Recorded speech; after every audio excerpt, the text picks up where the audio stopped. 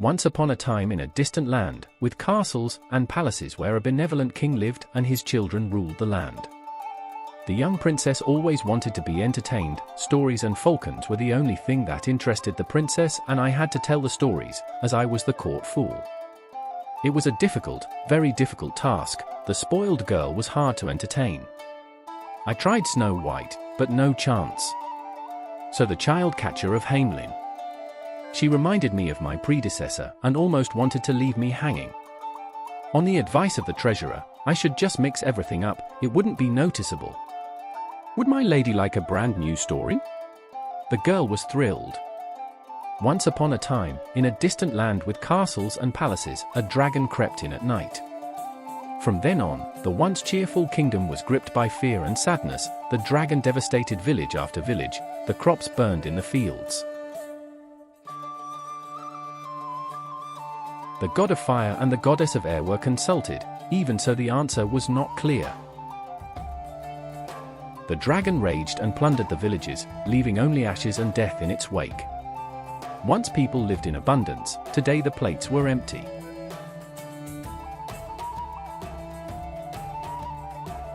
The king also feared for his gold, so he decided to search the whole country for heroes.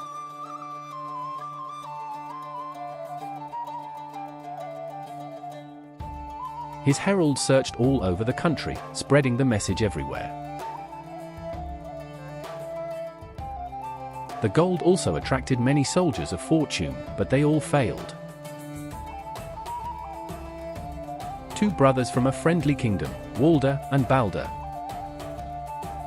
immediately fell in love with the king's children and, inflamed with love, they went into battle with their armies. Their child army was somewhat problematic. But the dragon could not be defeated.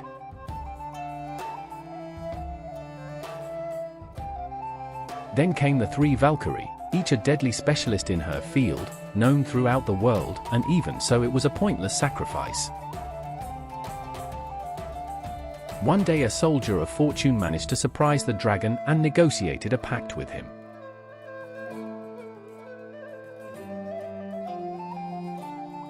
The villagers were not impressed and some of the nobles turned away.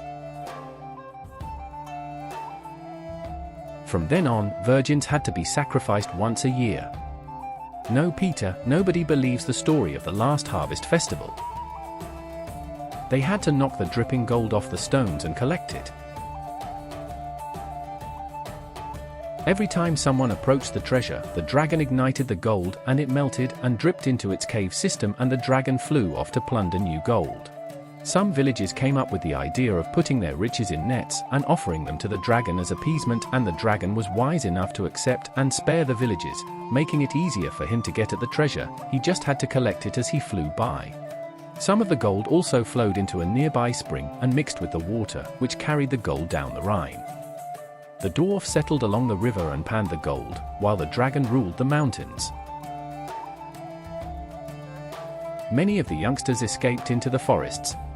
Even so, the dragon forced the bears and wolves to patrol at night and kill everyone.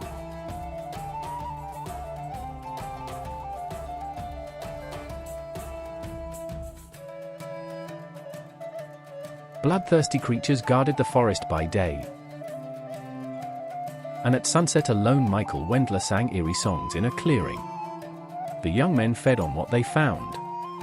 Tough luck, Hansel and Gretel. At a council meeting, a merchant told them that he had heard of a dragon slayer who was hunting monsters in a distant land. A falcon was sent, protected by two eagles, to send a message to the hero asking him to help the kingdom. Even so, the dwarfs could not and would not wait. Their homesickness for the mountains was too great. They made their proposal to the war commanders. The best pit diggers in their guild gathered, each loaded with a barrel of gunpowder, and set off for the mountain.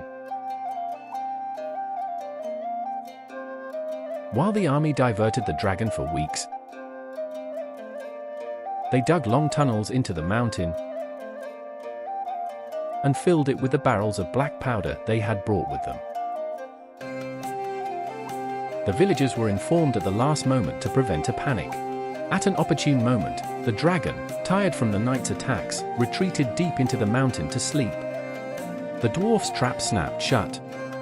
They blew up the two entrances, and when the dragon had recovered from the pressure of the explosion and tried to free itself from the mountain, the dwarfs pounced on it, wrapped the dragon's mouth shut, and tied it up with fishing nets.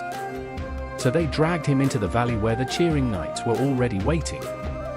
The villagers were freed and celebrated lavish feasts day and night. And the land slowly began to flourish again. And if they didn't die, they are still celebrating today. My lady? My lady, how did you like the story? Oh my gosh, I can't believe it.